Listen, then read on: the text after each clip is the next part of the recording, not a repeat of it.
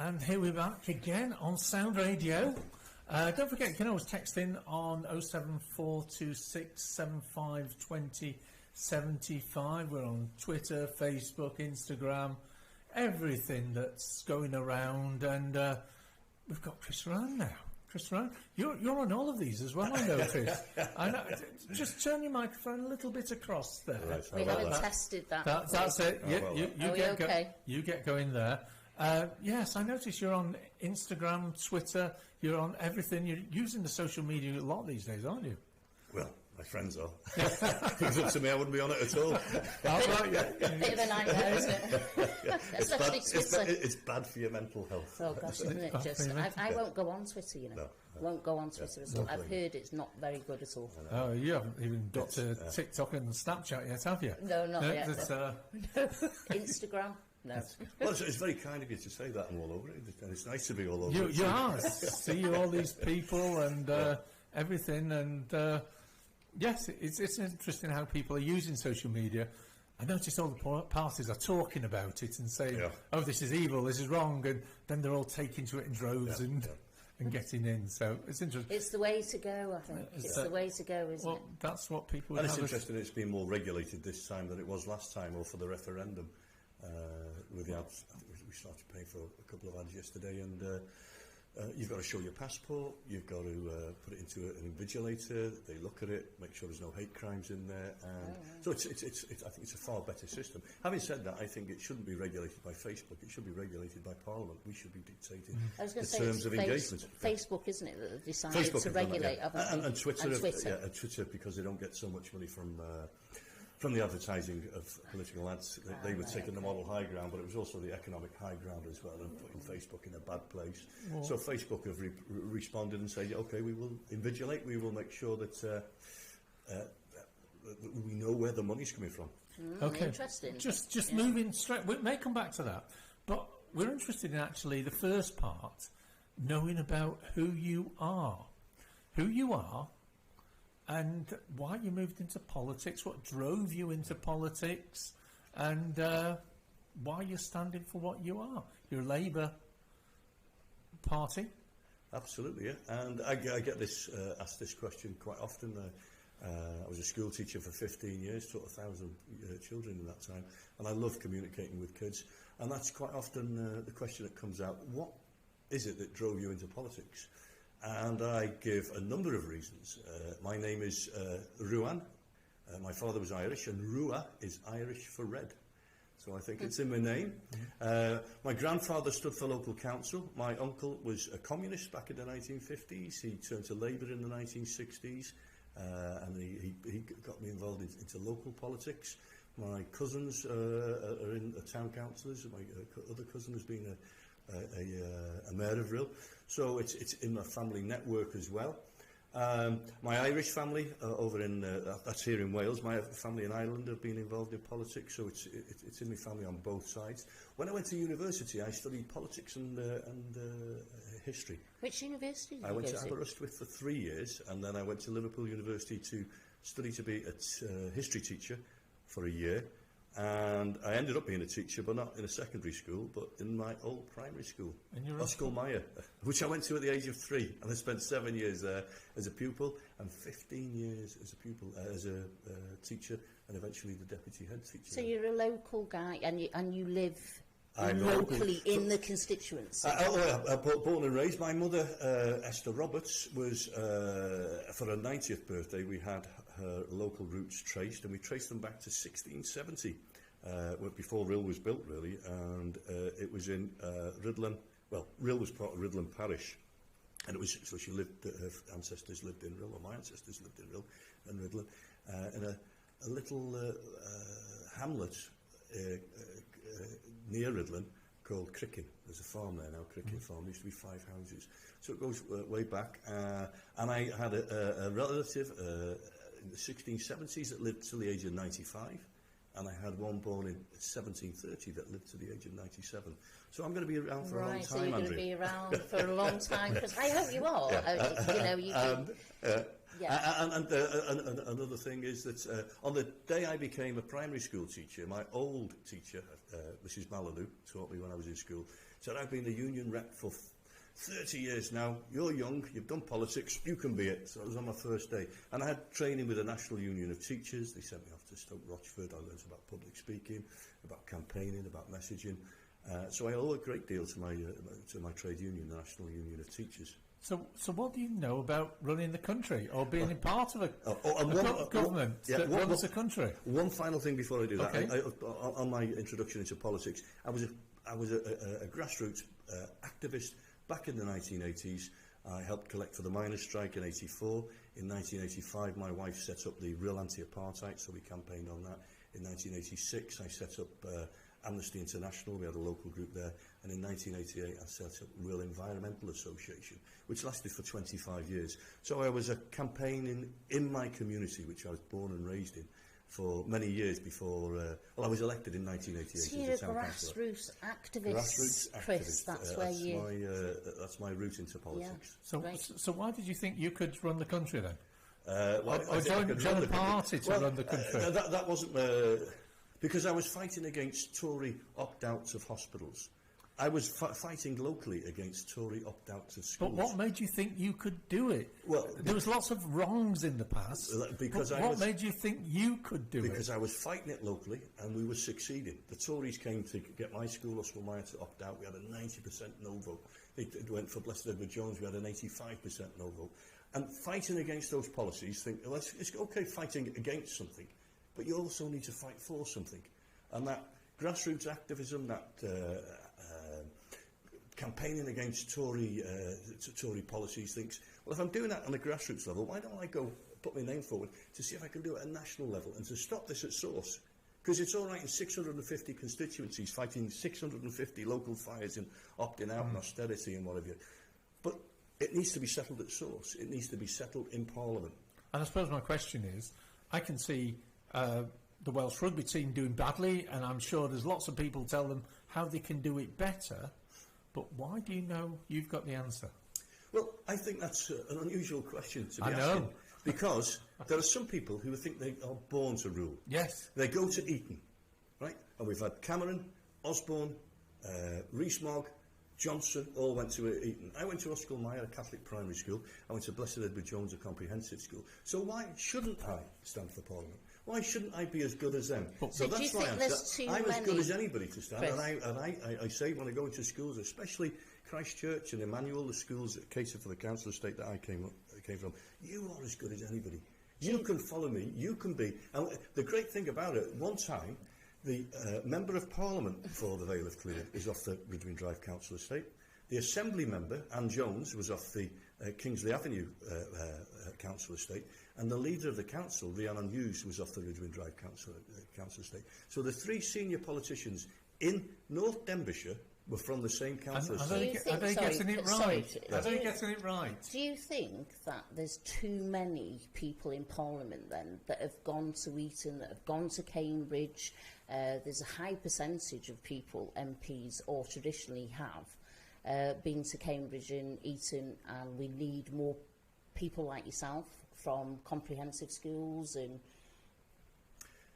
it's not just in Parliament.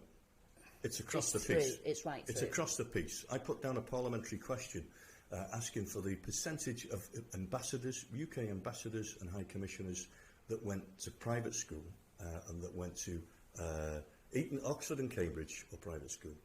And then the answer came back, it was 50%. But, they said, there is an independent panel that appoints these people. So I put down a question. The independent panel that appoints these people, what percentage went to Eton and Cambridge and so on? And it was 60%. Right. So the people appointing them were only appointing them from their own backgrounds. Yeah, there's a knock-on effect from those. Can I ask them, what were your parents? What did they do? My father was an Irish navvy. Yeah.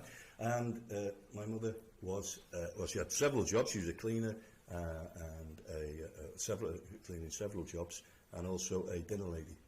So they had a humble upbringing, really. A humble upbringing. Yeah. Can I ask something on Brexit then? Because we've talked about Brexit with all the candidates, and you've got Irish descent then, Chris? Have you still got family in Ireland? Yeah, half my cousins, Is yeah. it Northern Ireland or No, Southern Western Ireland? Ireland, yeah. Western Ireland. So how do you feel about this Brexit deal that could cause, or it's been said can cause some more troubles within the Irish border? I think there's a total lack of understanding of the current Conservative government. And I give very little praise to David Cameron, but he did handle Irish issues very, very sensitively. Bloody Sunday inquiry and stuff like that. He handled them very sensitively. We've got senior Conservatives saying if the Irish don't behave, we could cut their food off. Now, they tried that in the 1840s, 1845, and, you had 1 million people dying and 1 million people emigrating. They're literally saying that. They have said that. So there's a total lack of appreciation and understanding. This is a 900-year-old conflict that over the past 30 years has been settled by John Major, and I even give some credit to Margaret Thatcher, Tony Blair, and Gordon Brown, and David Cameron. It's very sensitive. It's only in the nascent stages of recovery, and we get people jumping in with their 2 feet saying, well, it doesn't really matter. It really does matter. It's a precious gift that we have been given. Peace in Northern Ireland, peace in the island of Ireland. You voted to stay in Europe. To remain. To remain in Europe. Sorry, I was not the Member of Parliament then. No, but you've consistently wanted Yes, I was not the Member of Parliament. Had I been the Member of Parliament in 2016 here, I would have told them what I did as a local representative.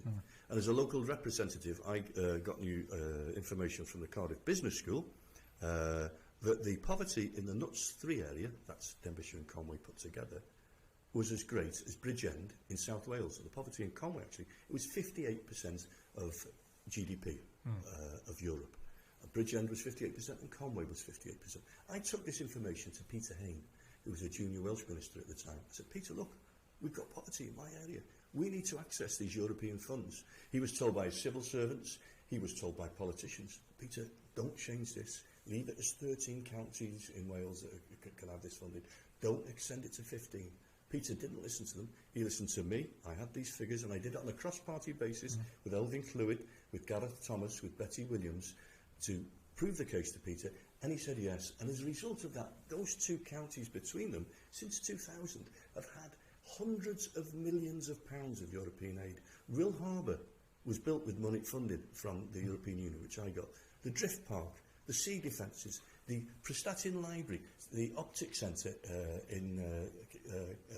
on the St Asaph Business Park, £17 million project. The best European project that year in the whole of Europe was built with funding. We've still got poverty, haven't we? We've still got poverty. We've still got poverty.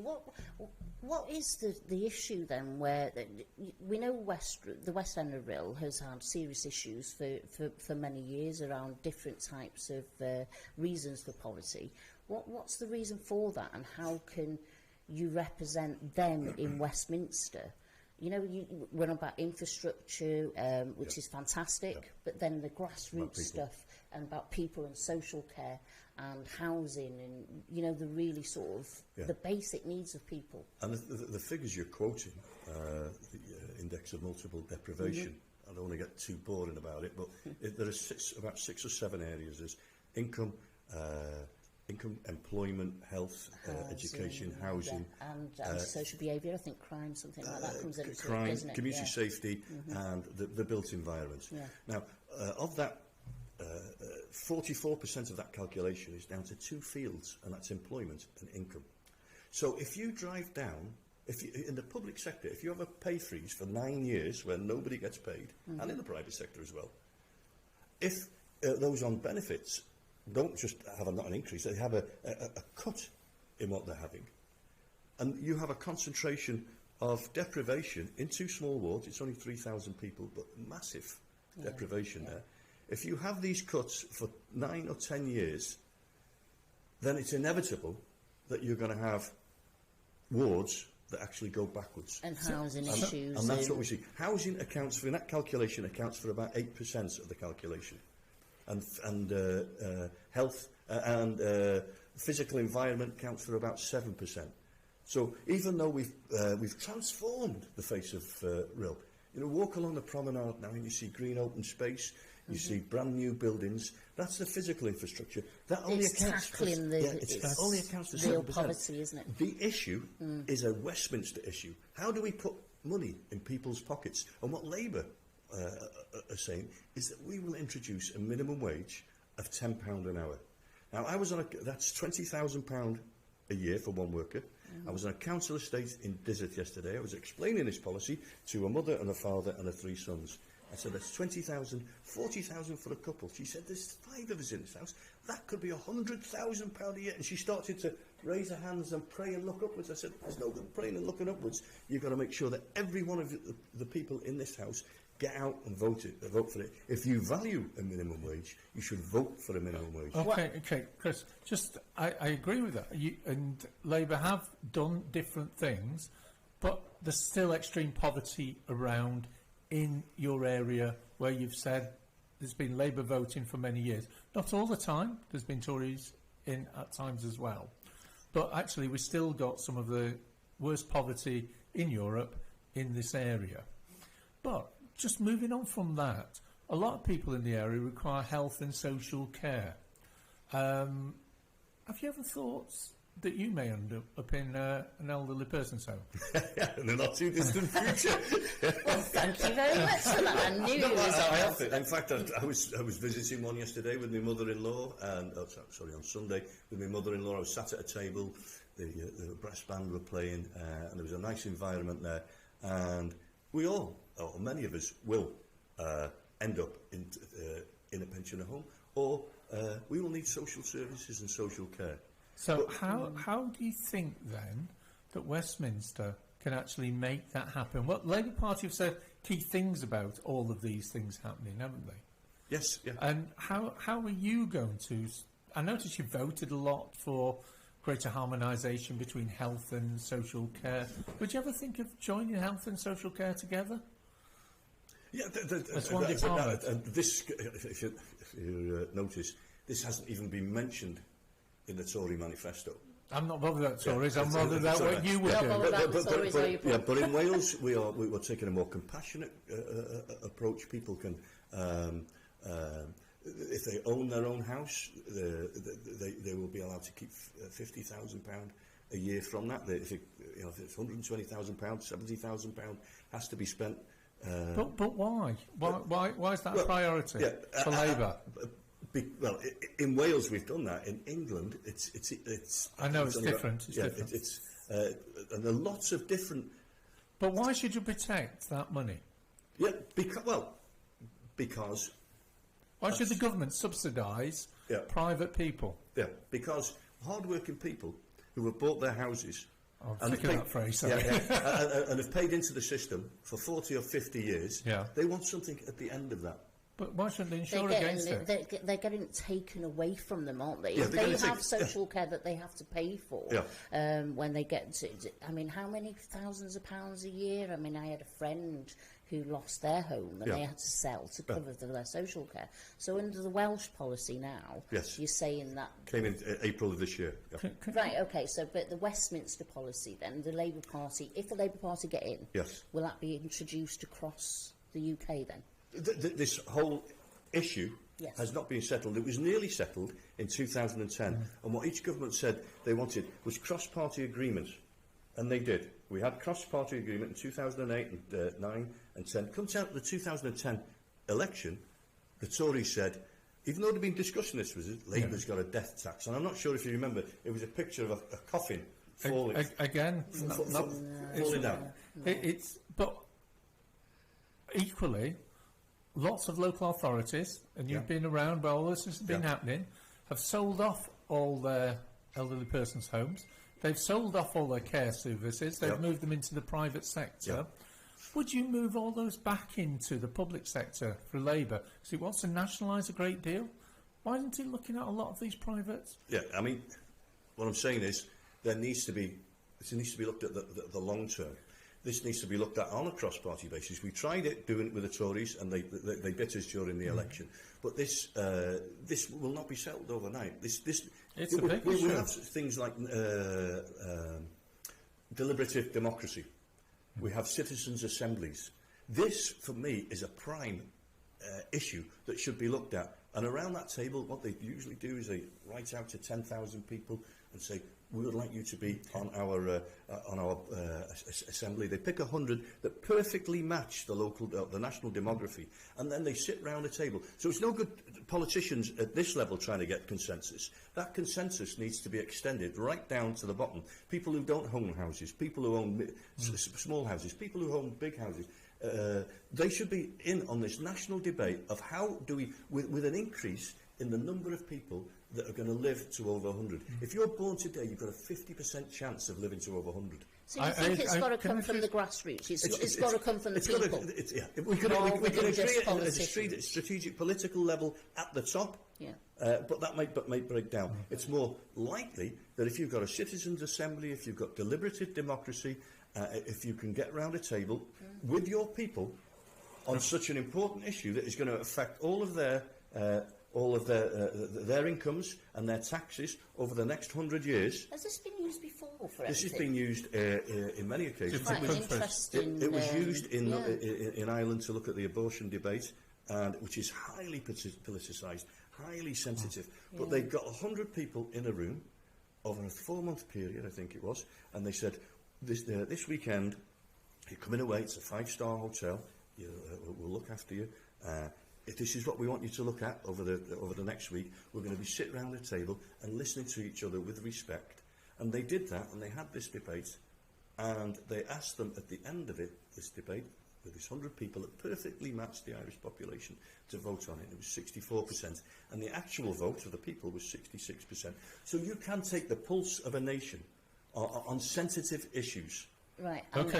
and do it that way, And as a do it that way. citizens' Okay. democracy. Can I, the reason I raise that, That's in quite particular an one, because interesting one. it is an interesting one overall, but the reason is that in some parts of Rhyl, Kimmel Bay, there's a large number of people come in, taken over the old guest houses, made them into houses of multi-occupancy, made them into care homes and all the rest, then employed local people on absolutely minimum wage with minimum training to get things done.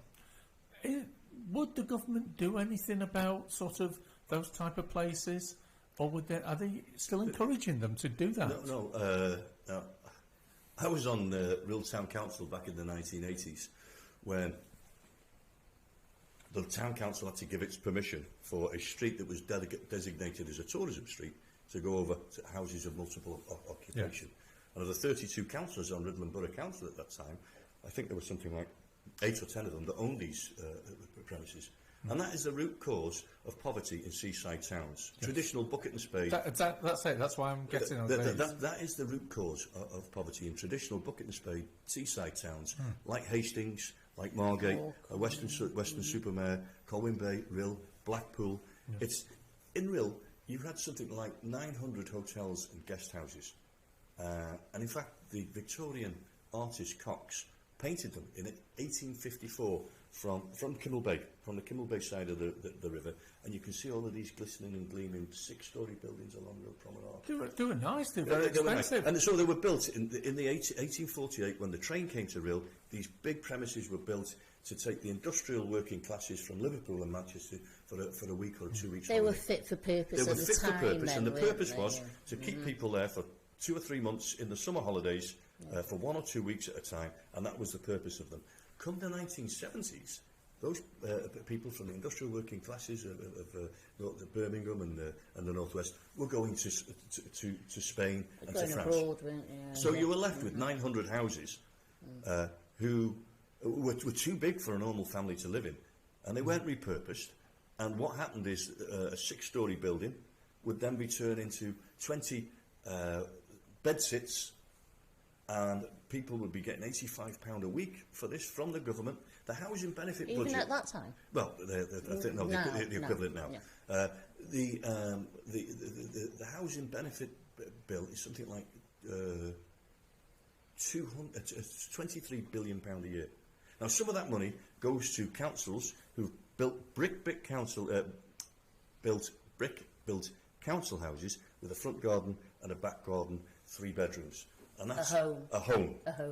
Or social housing, Clwyd and Allen and Wales and West and Panaf, proper homes for people to live in. Some of that money has been going to landlords in the west ward of Rhyl who have got these chicken coops. They pile them, it's like Albert Goubet, pile them high, sell them cheap, making money out of misery. Now, I think that money, that housing benefit money, would be better using public land, whether it be Ministry of Defence or local authority or health authority, land that's owned by the public sector, with public sector housing benefit money, employing local young people, trained up in real college in those construction skills to build proper homes, and that's what Labour's policy is. And I suppose that's where I'm coming to.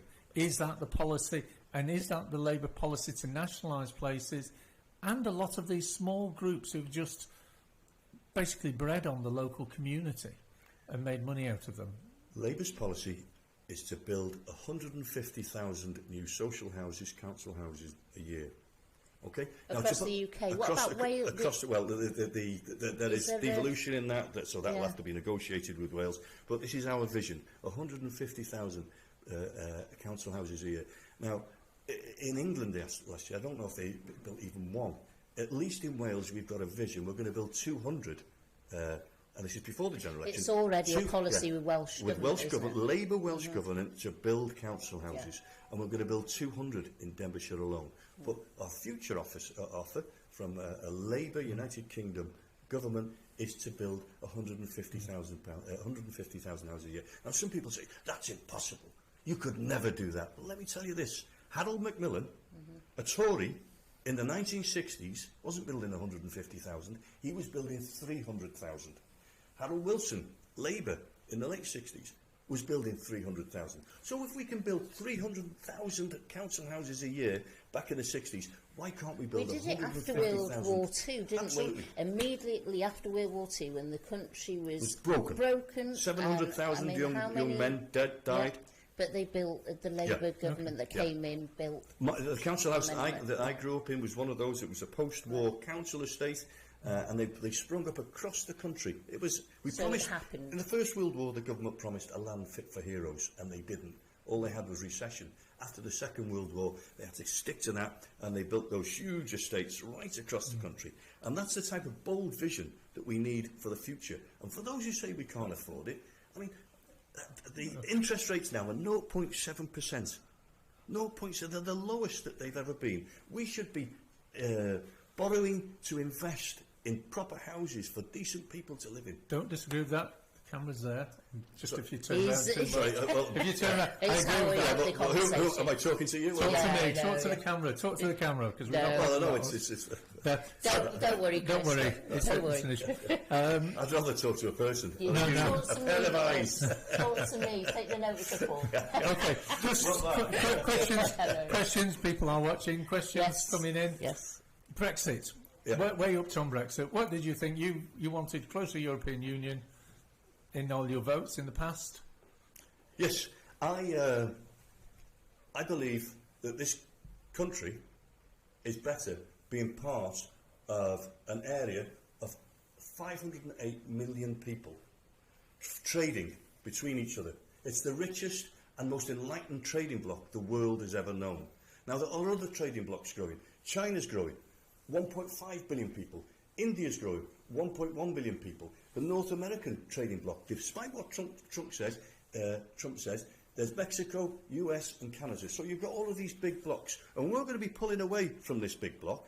We're 65 million people. We're going to be pulling away from it, this huge trading bloc, and we're going to be saying, we can do it by ourselves. But the people said, that's what we want to do. That's it. And do you go along with the will of the people, or do you make your own mind up? No, what I say, is that in 2016, we had Conservative ministers who came into Wales and said, listen, we know that you've got the highest European funding in the whole of Europe. That funding, if you vote for Brexit, will be there. Will be there afterwards. You'll get it from a Tory government. Like, I've questioned those Tory ministers, Welsh office ministers, from the dispatch box repeatedly over the past 2 years, and there's no such guarantee now. People were promised £350 million a week for the NHS if we opted out. So were people lied to? Well, absolutely. So why haven't you taken any of them to court? It was Gove and Johnson Gordon Johnson peddled this lie.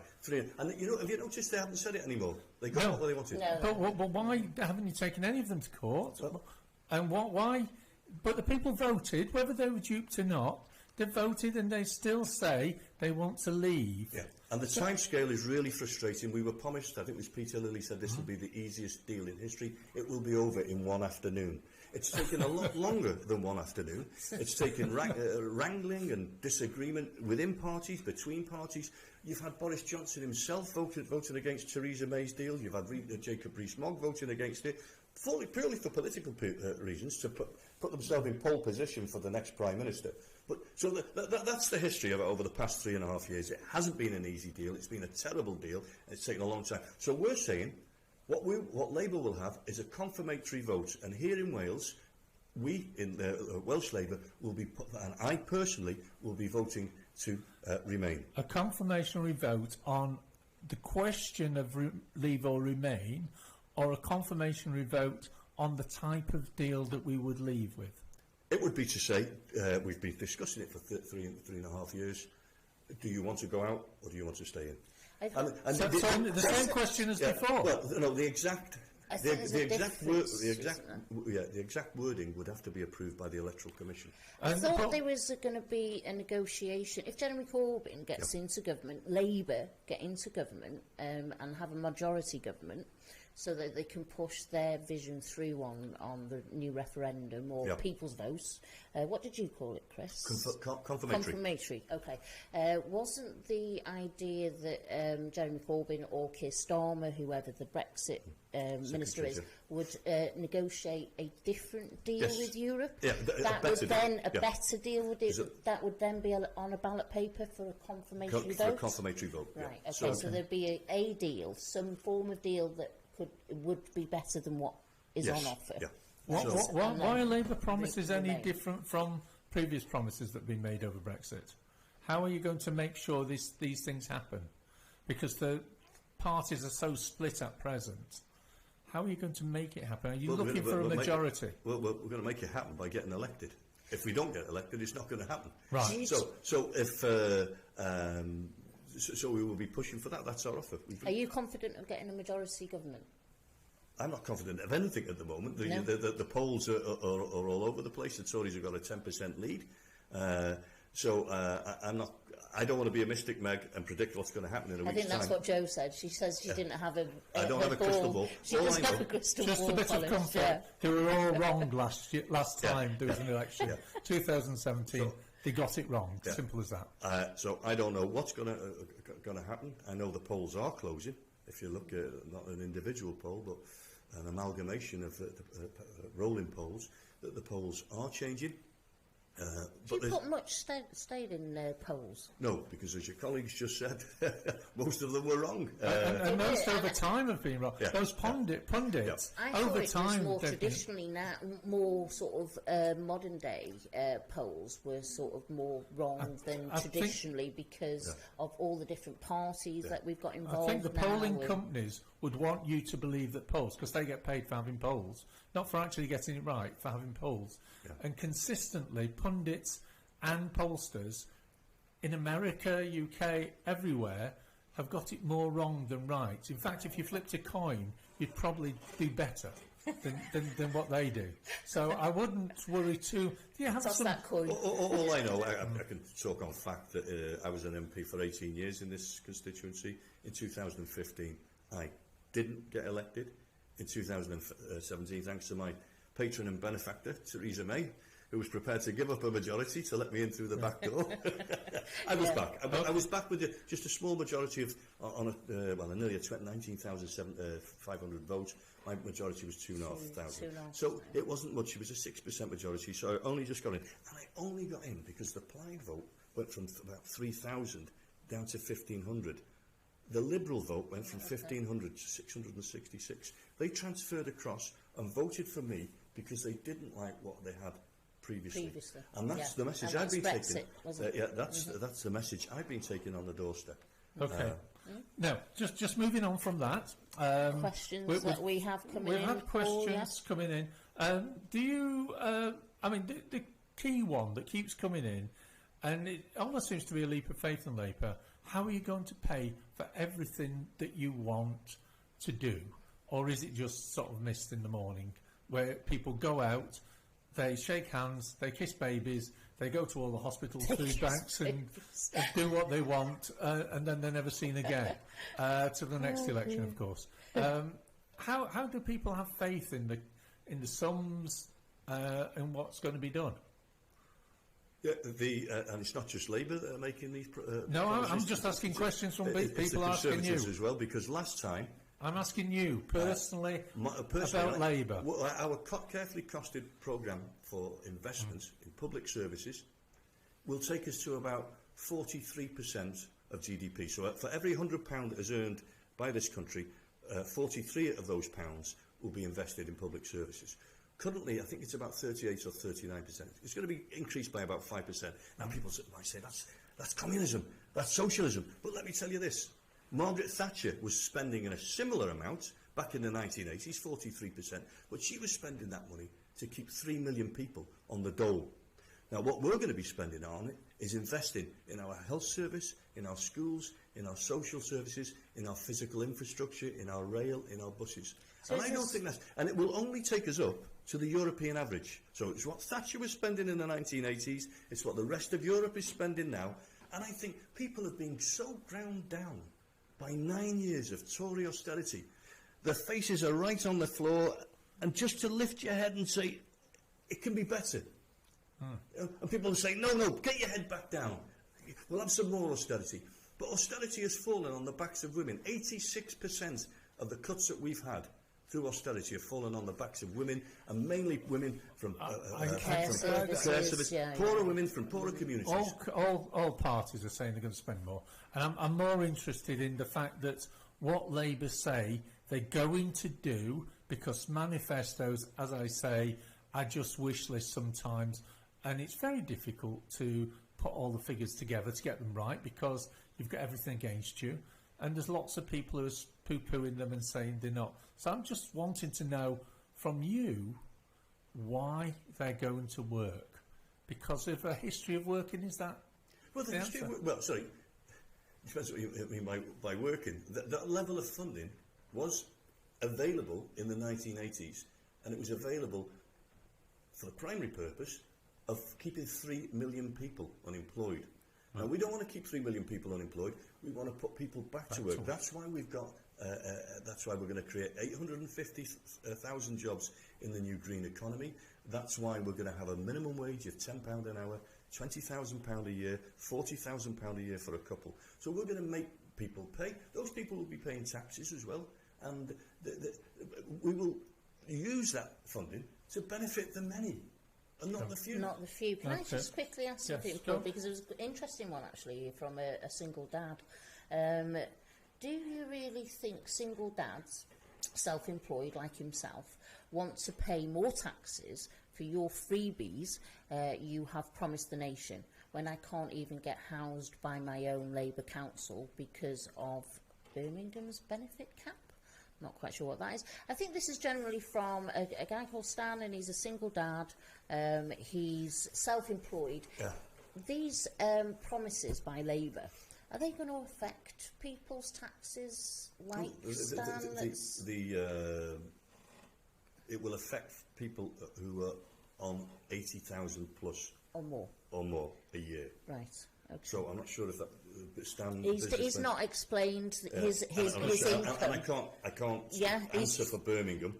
I'm not quite sure what that was meant. It's okay, we have quite a few so the listeners answer over, basically is if you're self-employed, if you're above 80,000. all over. All right, okay. Yeah, so if it's got to be above 80,000 before it will affect the self-employed. Yes. Okay, I think 95, that's... it will affect 95%. Okay. Okay. Just going on to voting, I mean, just one thing. You started to mention IT, and we've got a question here. What's your views about providing high-speed internet to rural property, as there are many places without proper internet? I've campaigned but it depends what you mean by proper internet at this point in time. And what proper internet is going to be in 5 or 10 years' time. Above 50. Yeah. So there are communities in my constituency where I've been actively campaigning, think particularly about Rhyl, which is in the southern tip of my constituency, where I've worked with BT and the internet companies to improve that. What Labour is offering is proper broadband connection to every house in the constituency. And we're going to ask those internet providers that have made billions and billions of pounds from the internet to pay for that, because internet provision is as key in the 21st century as water and gas. Yeah. So it is a key to life for especially for modern young people, as gas and electricity and water. It's a basic necessity for modern day living, and it should be provided.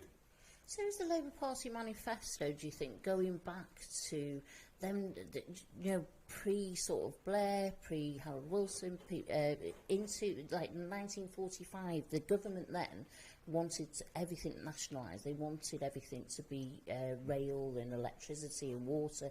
Is that what this manifesto is about? Is it? People are saying it's quite radical. Do you think it's a radical manifesto? It is a radical manifesto for real change, as we say in the literature that we're putting out, and it's about people being fed up with being ripped off, being ripped off by train companies. The per track mile for the United Kingdom is 54 pence per track mile. The next lowest in the whole of Europe, highest, is France, 33. The lowest is Portugal, 13 pence per track mile. So there are huge disparities. The French have a national rail infrastructure. In fact, it's so successful they're starting to buy out rail companies in our. So if France can make a good fist of it, why can't the United Kingdom? We've seen water companies that are prepared to let burst pipes bleed underground for years, decades on end, and rather than fixing that, they can stick up people's water rates. So we've seen gas companies that haven't been providing, gas and energy companies haven't been providing energy at the right price for ordinary people. So I think we've given it a fair wind. Mrs Thatcher, and it was Macmillan himself who said, so former Tory Prime Minister, sold off the family silver back in the 1980s. And now and it hasn't worked for most people. And people are saying, I think 65% of the public are behind us on these nationalisation programmes because they're fed up of being ripped off. Okay. Just a question. Don't read Stan's question out about me. No. Who's no. that bird next to Chris? No. This is social media. Yeah. You just read it out. I know, yeah.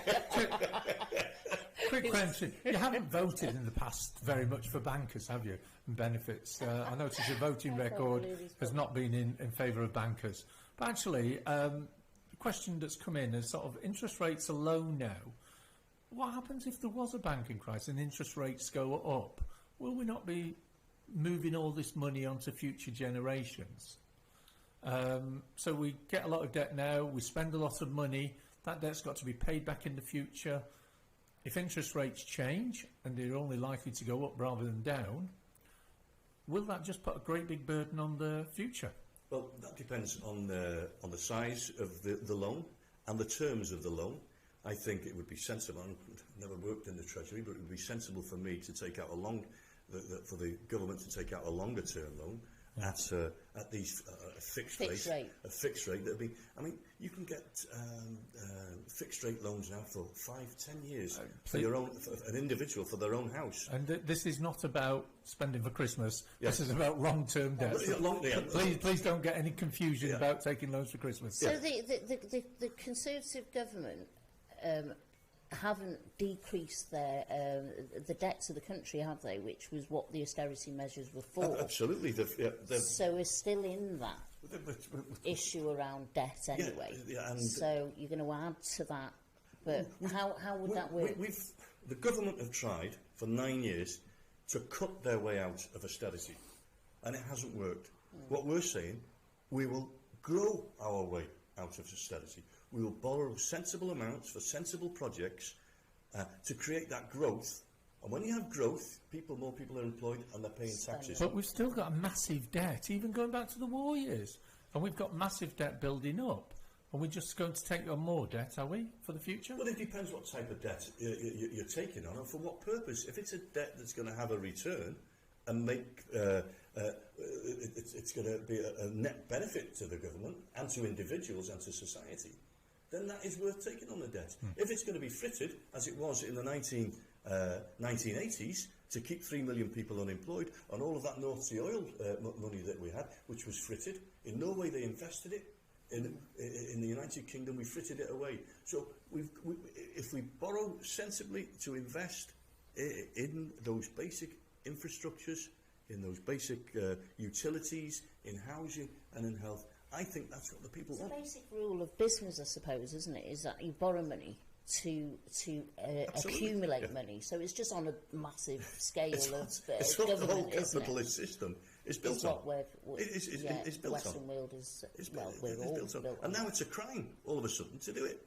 To invest for poor people, it's a crime.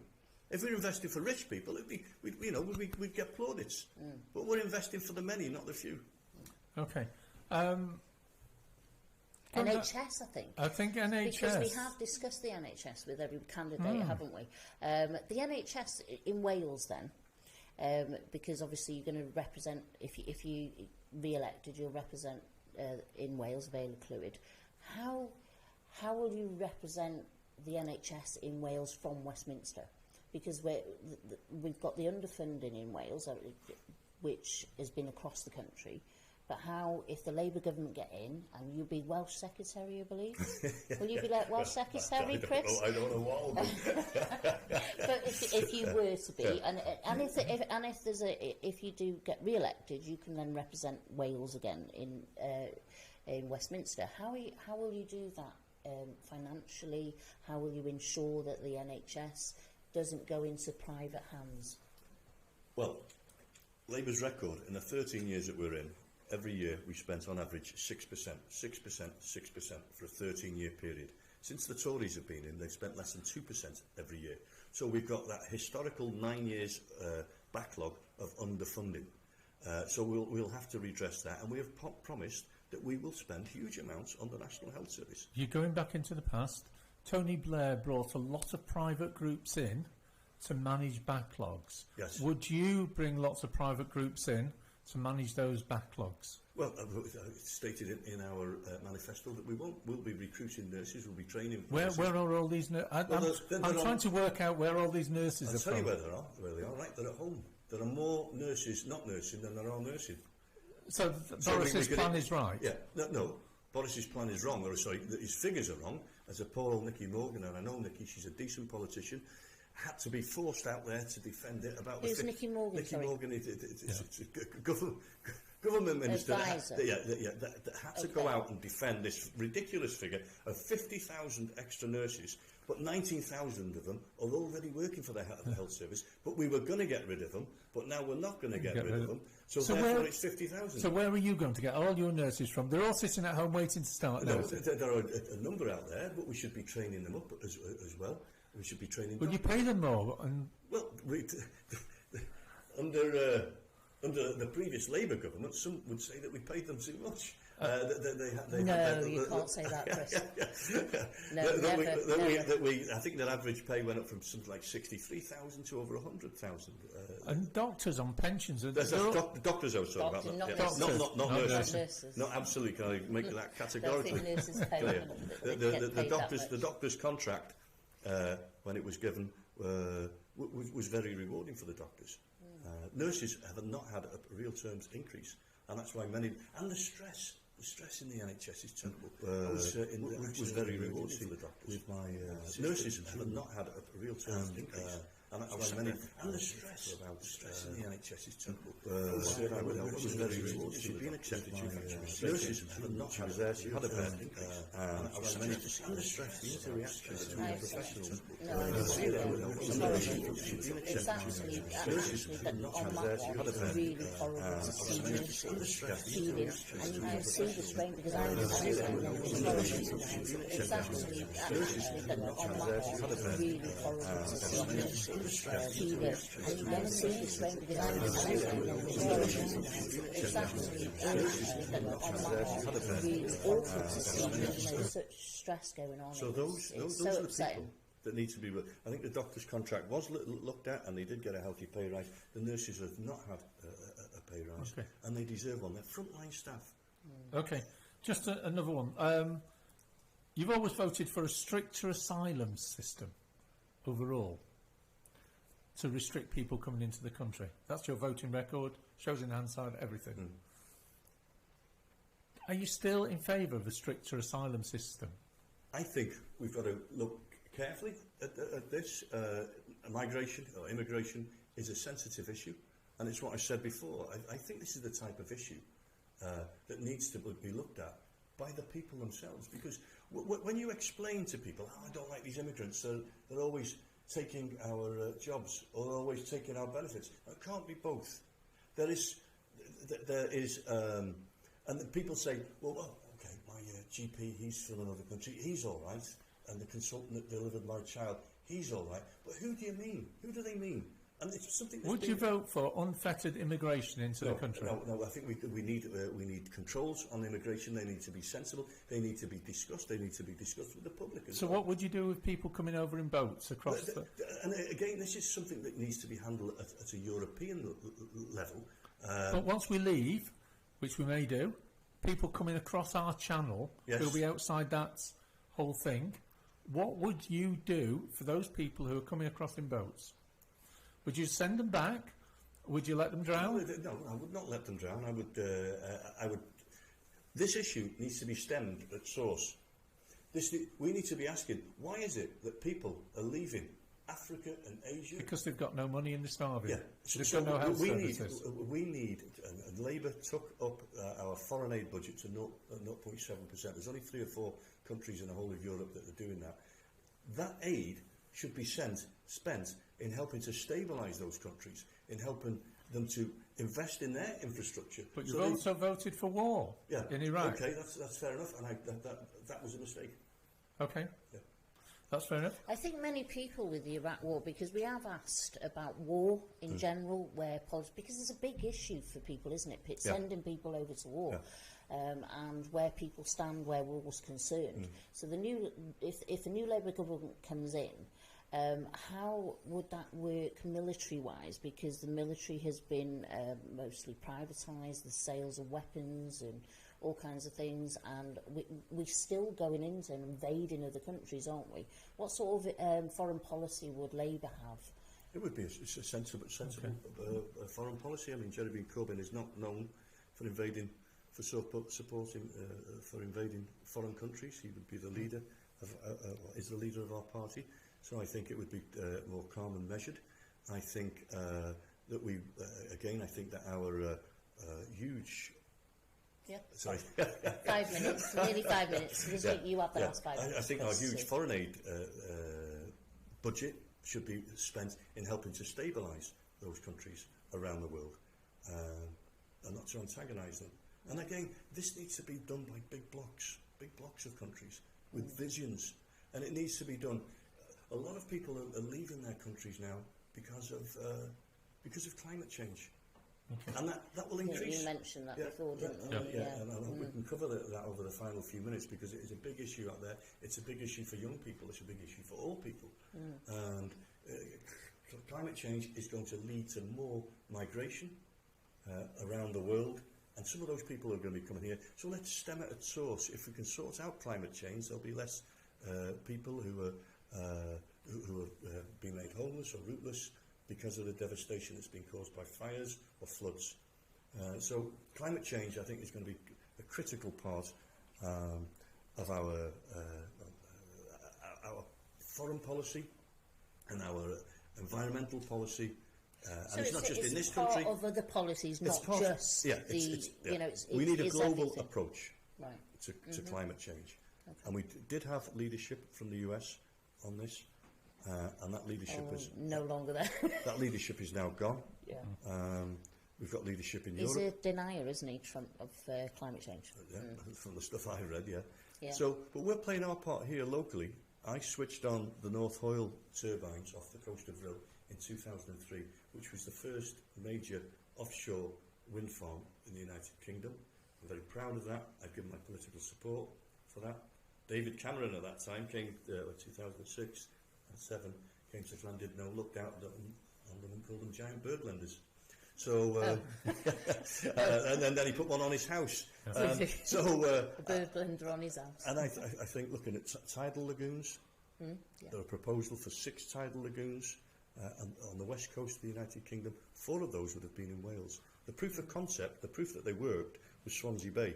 Yeah. And there has been other environmentalists who've said away, that actually moving all the rocks and all the infrastructure into the sea Yeah.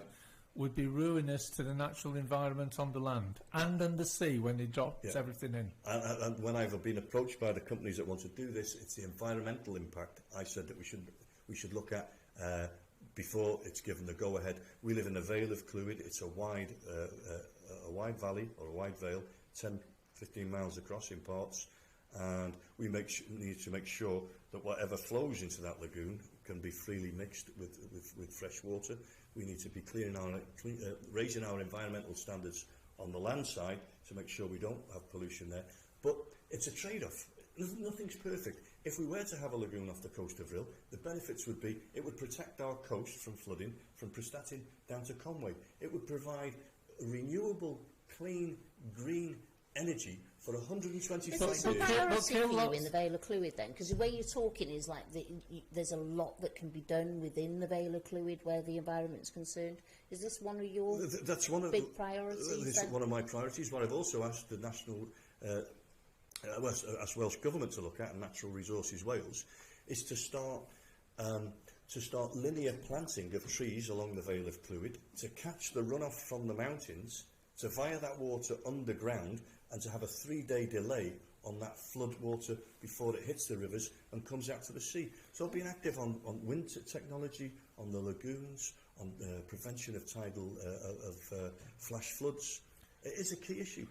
This constituency used to be the 2nd worst constituency in the country for flooding, after we had the 500 houses in St Asaph and the 450 houses in Rhyl.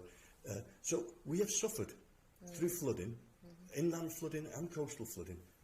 So it's a wake-up call. This town of Kimmel Bay was 5 foot underwater in 1991. Chris, why, last 3 minutes, Yes. why should anyone vote for you in this forthcoming election? Right. Well, I think I've got a proven track record. I'm a local lad, born and raised on a council estate for 26 years before my mother kicked me out. My family go back 300 years. I've taught in this constituency. I've taught 1,000 pupils. I've been an activist in this constituency. I stand on my record as an MP. I think I've helped about 15,000 people in the Vale of Clwyd. I've had 10,000 people come down to Parliament, including half of them school children, to see me there. I'm approachable. I can get on with people. I'm active in the community. I've visited something like 50 or 60 voluntary organisations over the past 2 years since I've been back in. I've drawn down £700,000 of funding for those organisations through my office. I think I'm really connected to my community. I think my political party has a big, bold vision for the many and not the few, and for real change. People are fed up with austerity, they're fed up with the Tories. So I would ask for a vote on a personal level, for the person that I am, and how I've represented this constituency over the past 22 years, on and off, and for my political party as well. Can I say something actually just before we go? Because I haven't thanked you for a report that I sent in about some homeless issues in Rhyl. Yes. And you were one of the only people that took notice. Yeah, thank you so very much. I'd like to thank you for that. Right, thank you very much, Andrew. Thank you. Thank you. Okay.